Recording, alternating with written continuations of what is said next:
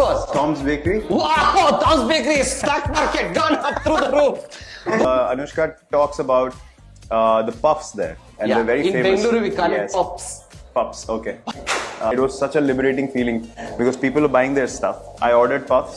I got them packed. Living a life where he's run out of.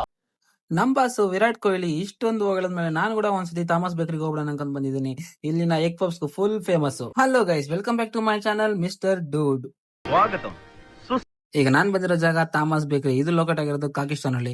ಇಲ್ಲಿನ egg puffs ಮತ್ತು chicken puffs ಗೆ, ಇಲ್ಲಿನ sweet ಗೆ world famous. Out of country ಬರ್ತಿಂತಾರೆ. ಇದು ಎಷ್ಟು ಒಳ್ಳೆದಂದ್ರೆ ಗುರು, ನಾನು ಊಟಕ್ಕಿಂತ ಮುಂಚೆಯಿಂದ ಇದೆ ಬೇಕ್ರಿ. ನಾನು ಹೋಗೋ ಪಾಳಿಗೆ ಕ್ರೌಡ್ ತುಂಬಾ ಜನ ಇದ್ರು.